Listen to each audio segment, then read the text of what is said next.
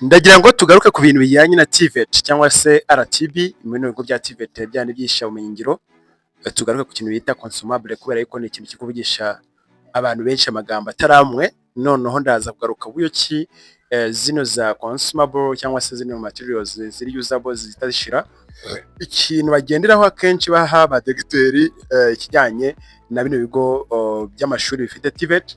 Ndaza kubabwira noneho kimwe ku bayobozi ibigo by'amashuri bya TSS uburyo bagira ku kazi bitewe yuko nyine twaje gusanga harimo akantu ahangaha rero muraza kunyemerera ntumire umutumirwa uri expert kwijyanye na TVET aze kutuganiza atubwe mu by'ukuri nicyo kintu kishi inyuma. Ndaza kubabwira kandi nanone kujyanye na production unit kwano ba mu TVET production unit ubundi nawe bavuga ko hacamo amafaranga menshi cyane ariko akenshi ugasanga imikoranire yuko wenda amafaranga akoreshwa ntibabyumva kimwe. Ndaza kubabwira ku madosi cyangwa se ku ba preferred study yemwe yawe ushinzwe etide cyangwa se imyigire yo muri TVET cyangwa se muri general ku bantu bafite general bimeze gute. Usanga hari ahantu nyine dogiteri aba ari umwe atareze ibya TVET ariko akafite abadosi babiri, uyu mudosi wa general n'umudosi wa TVET ko yiki batumvikana akenshi usanga bahanganye.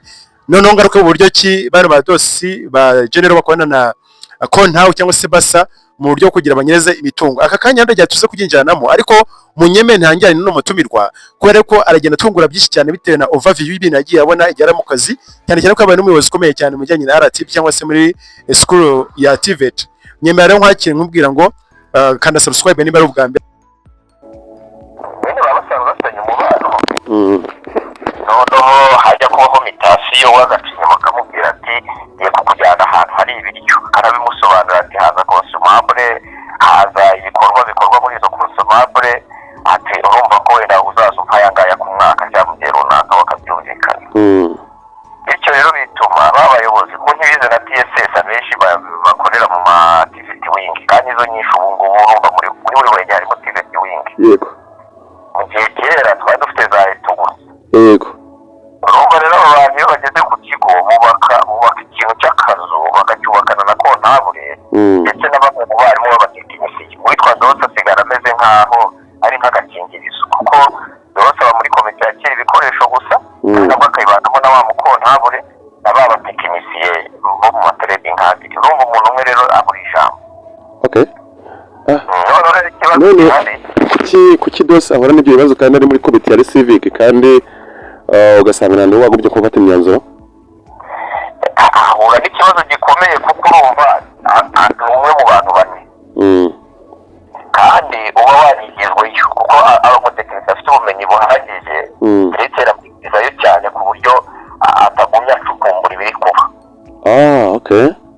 Yamwigizayo cyane agakoresha ba bandi basigaye kuko uba usanga rimwe na rimwe abo basigaye nko muri za wudu tekinoloji ubu haracyakoramo abarimu b'ahande gusa na za fashion design kandi zo tugiye dufite mu gihugu nyinshi. Kubera cyakoreshwamo uhembwa ibihumbi 120 ko yamuha ibihumbi 10 agakavaringa ikintu cya miliyoni nka 20 nta kiba bitwaye ntago abazi ngo nibiki bijya mbere atari n'usobanukiwe.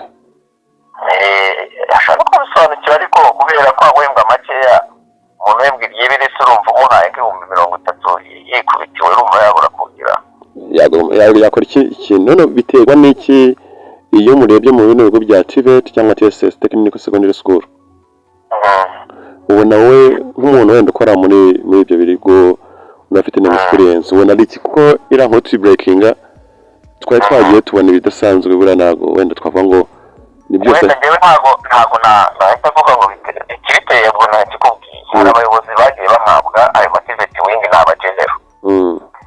Icyo ni kimwe nta bumenyi bafite icyo bazi ni uko bacunga ibigo kuba barize bya education n'ibiki ariko bakabicunga mu buryo bw'inyungu zabo bwite.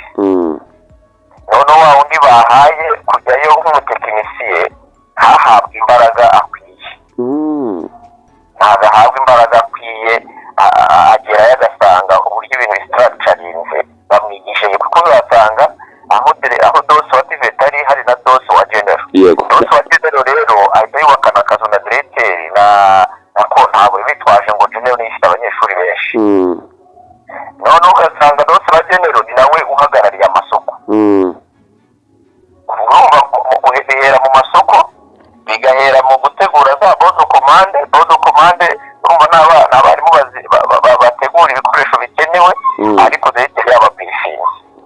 dose akaza ari gusinya gusa cyangwa se akaza ari gusinya gusa asinya nabwo mu kwakira nyine kandi yakwanga kwakira se kandi ukeneye ko abana biga baba bari ku nyungu z'abana. ubundi ikintu gikenewe ni ugukora amabutike atunguranye kuko buriya biriya bikiburekinga uri gusanga abayobozi bari guhamagara ba rwiyemezamirimo bakandidata ibintu babona byabakora nk'urugero nko muri Bwira mu murenge wa Bwira muri Ngororero. Yego. Ejo bundi haje umuyobozi ushinzwe uburezi muri primaire. Diwo wa primaire bamwohereza havutse ikibazo cyavutse nanone ku kigo kiri muri Muhanda. Noneho ikindi buriya cyo kureba ibi bintu bitanga ama production unit ibikorwa mu TSS. Niba twigisha abana gukora ibintu birambye kandi kuko birarambye kuko nta cyumwana akora ngo bajugunye. Wazanye miliyoni 30 ku kigo cy'ishuri. Miliyoni 30 ubundi byibura zakagarutse gutyo wenda nta kintu na kimwe kiyongereyeho kuko nta gikoresho cyajugunywe. Niba koko umuntu yacunze neza umwana agakora igitanda cyakagombye kugurishwa ku buryo byibura ibyasigiyeho bigaruka. Sibyo se? nibyo bimeze. Rero uri kugenda ugasanga miliyoni 30 kandi 500 ikigo kikandika ntabwo cyakwereka ngo ibyakozwe birahanga mu myaka 5 ishize. Ntabwo bakeneye audite mu production unit mu ibigo byagiye bikora umwaka ku mwaka bakagaragaza ngo twakoze ibi twabigurisha bibyara n'amafaranga araha. Mu magambo meza atomoye nk'umuntu uba muri technical secondary cyangwa se muri TVET ya muri RTB. Iyo uvuze production unit umuntu yumva iki? Production unit ni guideline hari amabwiriza RTB yasohoye agaragaza ibyakozwe. Nkanjye utayumva ndi kugusobanurira. Yego. Urabona haje imbaho cyangwa haje wenda imicanga muri food processing. Food processing yego. N'urugero cyangwa se reka mvuga ibi biwacu wenda fashion design uzanye ibitenge. Yego. Ibitenge warabisabye uvuga ko abana bazabyigiraho. Kubyigiraho bivuze ko uri mwarimu uri kumwigisha no mwari muri qualifié uzamwigisha gukora ikintu cyajya ku isoko. Yego. Iri bukorwe rero bishyirwe harisha. Hakorwa amajipo, hakorwa amakanzu, hakorwa imideri, hakorwa amakote babimanike hariya. Okay. Hagomba kubaho uburyo bwo kwamamaza bya bintu. Niyo mpamvu RTB duha abarimu ba entrepreneurship bakajya muri izo komite hakajyamo abantu nyine bafite ubunararibonye n'akanama k'amasoko gahita kinjira muri iyo komite ya production unit. Urumva ko hakagombye kuba hariho umucyo wo kugurisha bya bintu bikagaruka bikunganira leta mu bikorwa bigiye bitandukanye. Harimo kohereza abana mu ngendo shuri, harimo kuba bashobora kwishyura abarimu bagiye mu bintu bya market survey, kurambagiza ibiciro ku isoko, kureba uko ibintu bihagaze ku isoko no kureba n'ibiri biboneka ku isoko. Harimo no kuba byibuze bakagombye no kujya bakuramo amafaranga yagasanye imashini zangiritse cyangwa se bakaguramo izindi consumer goods. Yarategetse leta kwa kundi umva basakuje ngo ibikoresho byarabuze ngo leta yatinze gutanga amafaranga. Yatinze gutanga amafaranga se ayo yatanze mbere yo ibyavuyemo byakoze iki? Iyo niyo production unit. Iyo production unit rero RTB igasigaye ishyiraho umurongo izakoramo n'amakomite n'uburyo ishyiraho n'amakomite agomba kuba ayobora ibyo bintu na directeur akazamo rero. Ariho ahandi azagenda akagukorana n'abatekinisiye ba workshop assistant bacunga workshop buri munsi bakagurisha ibintu dose atanabizi. Kuko dose uraza gusanga wakurikirana ngo ese mwarimu yateguye cabinet situation yateguye isomo rye agaragaza ibikoresho azakenerwa. Yuzuza amafomo asabira aho ibikoresho ariko ugasanga muri nuza muri komite ishinzwe ibyo bintu dose ntagabarizwa. Bivuze ahangaha niho dose n'undi ujya gusanga yaguye kubera yuko debiteshya kwinjirana na tundi komite tundi bakabipanga bakabishira ku murongo dose akasanga ibyaye. None yanavuga dose bikaba guhangana mu kigo. Bikaba guhangana ahubwo akamukorera amadosiye menshi kubera kwa kubuka bafite mu karere dose agasigara yarabaye igicibwa aho ngaho nk'umuntu utagize ute urumva dose umuntu uri gucunga ibintu bitarimo amafaranga. Mu gihe wa wundi wacunga ibirimo amafaranga aje kumuvuga nabi aramucecekesha akamuhaye.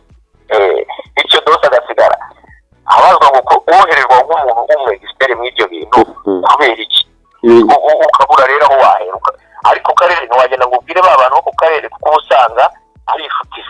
abadosi benshi ba TSS abana batoya ni twize ejo bundi tujemo n'ibyo ntituba tuzi ngo biganahe usibye nanjye uba mu buyobozi rimwe na rimwe ukurikirana kabenshi n'abazi ngo ikijya mbere ni ikihe.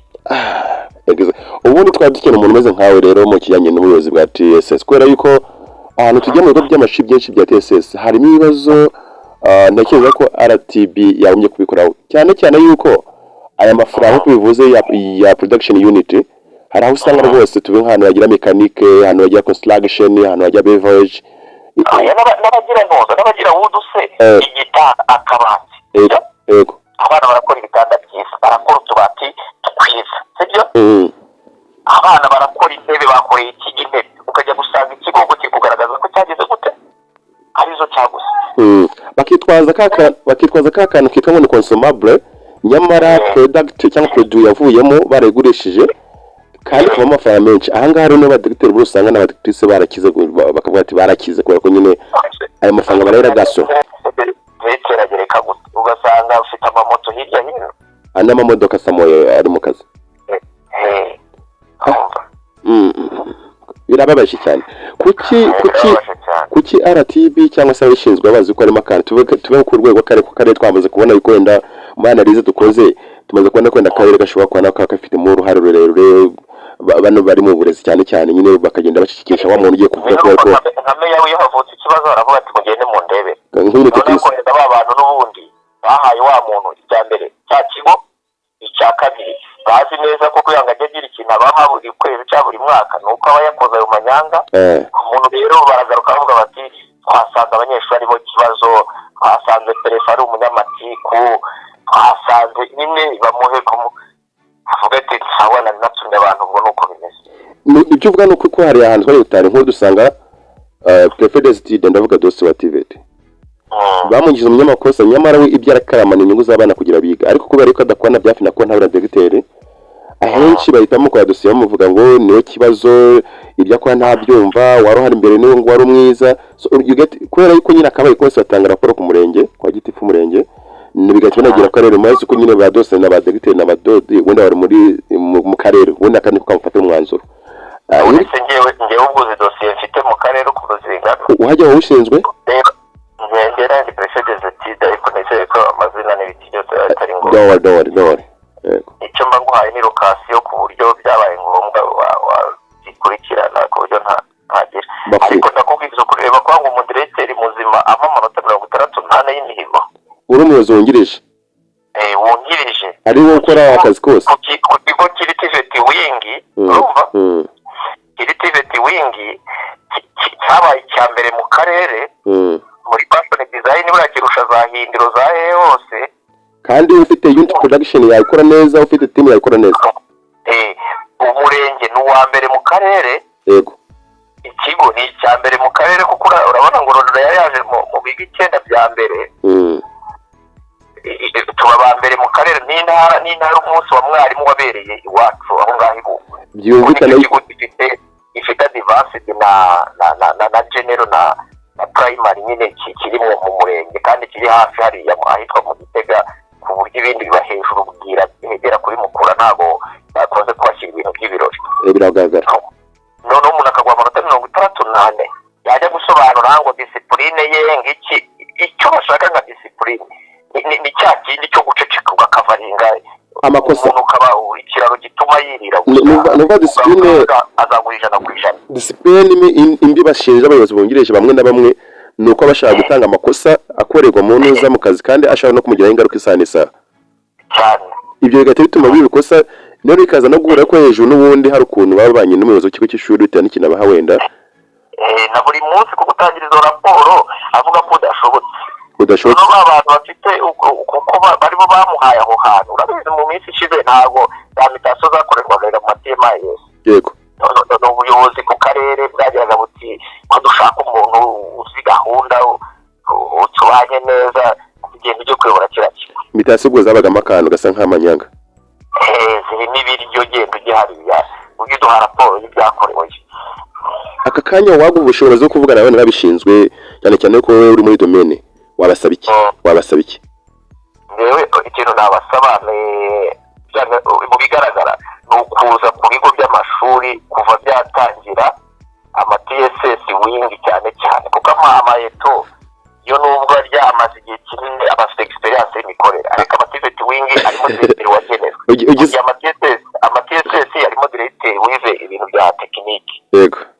Ama TVET wing rero abadirecteri barimo barangiza ibintu kandi wajya kubaza bakakuvuga ko nta bumenyi babifite ariko nyamara amafaranga bayajyanye bakabihirikira kuri kontabule bakanabihirikira kuri prefe des études.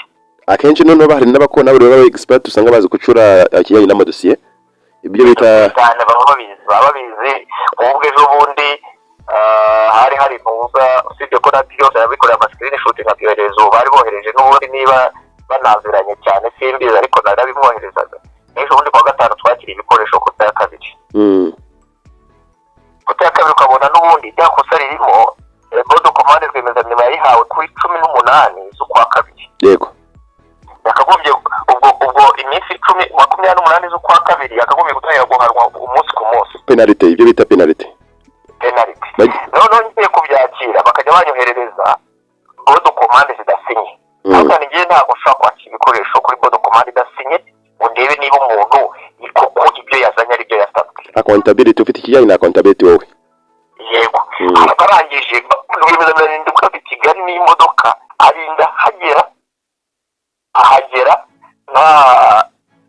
nta bodo commande isinya afite nanamwandikiye ni se bodo commande isinye iri ngo ntayo urasigaye shoti maze umuyobozi ni bodo commande ubwo nawe we ni mushya umuhade wari uhari bamuvanye ubangana umuhazero ariko yahise yamaze nk'amezi aziranye no muri konji materineri. Yego. ngo ntabwo bari we uyaka ku rubuga rwa administration Sure. none se turaki ukuri kuvuga ngo akanama kakira ibikoresho kandi kwakira ibikoresho twakira ibikoresho tugendeye kuki nta bodo commande mwahaye rwiyemezamirimo habaye ikibazo arahurudutse mu kwa kabiri ntiyatanze ibihano yagombaga gucibwa ibyo nk'umutekinisiye warayibonye yasize atanze umurongo avuze ati mukurikiza ingingo yo kuri 14 muhana uyu muntu watinze kuzana ibikoresho arindi bivuga deo primeri bari bohereje diwo ku icyo cyumweru urumva ahita avuga ati muve kontra muve na delivery muve na bodo commande arabijyana cyangwa bikunda nk'umuyobozi ushaka kungura ikigo udafitanye ukuboko na rwemezamirimo yagomba kuzana ibikoresho bya kabiri ariko yaramwandikiye amubwira turasabwa kugira gute guhanira ubiro ngingo kuko rwemezamirimo afite iyo kontra. Ubwo icyo gikeneye ni ukuba haza nka uditera kaka kontra zose zagiye zikoreshwa kuva iyo TSS yagira gute yashingwa naho bakiriraga ibikoresho kugira ngo harebwe ubukererwe bwabaga kandi umuyobozi afite ingingo imurengera yumvikanyeho na rwemezamirimo ntayikoreshe hakaba icyo gihombo leta yagize ubwacyo cyagera nko muri miliyoni 10 cyane kandi zaza zikora ikintu kifatika mu kigo zaza zikagera ikintu kifatika mu kigo banashaka bakazirya ariko zagarutse cyane ariko uko ashaka akazana ibikoresho ashaka cyaragiye rero ubwo bahita bafarisishiya urumva ko ntabwo ari muri kode ariko nayo nahise nyifotora iyo bodo commande rwiyemezamirimo yandika leta yatamwandikira ko yamuhaye bodo commande kuri 20 z'ukwa gatatu rwiyemezamirimo akayakira 26 z'ukwa gatatu ubwo bari gucunganwa n'iminsi ingahe ku gatanu hari 8. Yego. N'ushaye iminsi 10 kuri 26 nibiba 6 z'ukwa kane ubwo bari kugaragaza ko yakererewe iminsi ingahe 2 kugira ngo nyuma y'uko diwa ajyanye za dosiye ubwo yarazanye kota ya kabiri ubwo bari gushaka guhisha ibimenyetso barahisha ibimenyetso no kuri kota ya kabiri. Yego. kandi nubwo babihishe bitegurwa na kontabule bodo commande ko bitegurwa na kontabule nyamara icyabafata ni uko kontabule atarahari nibo basinye gusa ntabwo kontabule bigaragara ko icyo kintu ari wagitegura nyamara nibaza gubaje nko mu bihano zasanga na dose ariko kugenderamo kandi we yarerekanye uburenganzira bw'abana ku gihe cyane bakavuga ati wowe ushinzwe amasomo ntabwo igizete iriho. Yego. uko gutinda rero kwatindira n'ireme ry'uburezi no leta ko yatanze amafaranga kubera iki rwemezamirimo agiye gucuruza amafaranga ya leta we na minisiteri ibikoresho ntibizere ku gihe ivangu byane tuvuga ngo ireme ry'uburezi tugenda ducuranga biri kure cyane kugera mu gihe batabakurikirana bino bibazo ngo bikemuke neza. Birababaje cyane. so reka twizere ko wenda akufatanya n'akarere ubundi ntekereza ko akarere ubundi meya niwe mutekinisi nava niwe umuyobozi ubu utazi ibintu byinshi biri kubera mu ma department atandukanye byakomeje kuba byiza igihe habaye ikibazo meya principal aba afite akazi kenshi cyane pe ariko ntekereza ko hano meya we yageze ibyo byose biragabanuka cyane ku byagenda kose kuko n'ahantu awugamira yageze aho anyangisha abarimu ku rwego rukomeye cyane ariko bavuga yuko ababa hafi bazikomeye abavuga yuko n'abadose ko mujya mubona akantu hamwe na hamwe bakavuga ati abadose n'abaderegiteri barakona byabo biragoye abagenero byo birashoboka ko niba umuntu atagushinze isoko se agushinge mu isoko niho habamo amafaranga ibyo icyo ni kimwe icya kabiri muri kashe habamo amafaranga byo diregiteri ntabwo yakwepa ikintu kijyanye n'ibyo ngibyo kubika kashe umuntu wakira ibikoresho se wakira ibikoresho muri timu y'abantu batanu ntago dose atetse ahantu ari mu magenero wenda mu byahoze ari za eto kuko haba harimo umudosi umwe n'ibyo ngibyo mpamvu usanga mu magenero education harimo TSS usanga harimo ibibazo ni uko uba usanga diregiteri avuga ati abenshi ntibava no ku kigo ariko iyo adahari uwa genero niwe umukorera akazi kubera yuko nyine niwe uba mu masoko n'ubundi nawe umukorera akazi niwe wakira abashyitsi niwe ugira ute niwe usobanura nyine kuko baziranye byinshi uwatize aba ari aho ku ruhande atazi n'ibijya mbere kuki tiveti twakoreraga mu biro bimwe byegera kwa diregiteri hari naho haba pointa iyo kubona umuntu arabyutse kwa kundi bagiye begeranya abanyeshuri nyine amashuri hasigaye rimwe abajyanye isukura hano hataba n'umuriro mu rwego rwo kumera nk'aho apfungishije hafi yabo ntabure kumenya ibiri kujya mbere kugira utamenya ikijya mbere ndabona ibi ngibi ntabwo nabihanganiramo aho umuntu agire hose arakora icy'ingenzi n'uko akorera igihugu ariko ndakomeza kuri bari ibibazo kandi nta byiza babihagurukira mu rwego rukomeye biriya bakora ngo kwari protective bagakora audite y'umutungo wa leta nk'uko cya kiganiro wacyumvishe bagakora audite y'umutungo wa leta bakareba ngo amasoko byose tira mu masoko niba isoko ryagenze nabi se kandi ibikoresho byari bije kwigisha abana niba hagombaga kuza imashini laptop 20 imwe ikagenderamo kubera kuzamura ibiciro bakabizamurira rwiyemezamirimo ku bw'inyungu zabo hakaza 19 18 uko bazi kubika biyese bari busobanure ngo nuko byagenze bagashaka n'amasoko y'abaringa ba rwiyemezamirimo babaringa bashyiriramo amadosiye ibyo ntabwo bihagije niba dufite abahanga mu kugenzura bakagombye kuba babivumbura rwose kandi biroroshye niyo waza ureba icyo ngicyo n'icyo nkubwiye kugira ngo ibikoresho rwiyemezamirimo mwagiranye aya masezerano bakabanza bakayasoma bakayanariza nibyo birumvikana mu mpamvu mwakiriye ibikoresho bakabisoma bakabyanariza none iyi ngingo itubahirijwe iyo ngingo se ntabivamo ibihano n'ibivamo ibihano se ntibihagije kubona ko umuntu yahombeje leta exactly wari usanzwe platform yacu wari usanzwe uzi platform yacu ya Terra TV wayimenye gute iyi ngiyi ndagukurikirana cyane ukunda kuvuga ku bintu by'uburezi urakoze cyane wenda turaza gufata umwanya tubiganeho neza nyuma yuko tubikurikiranye sawa sawa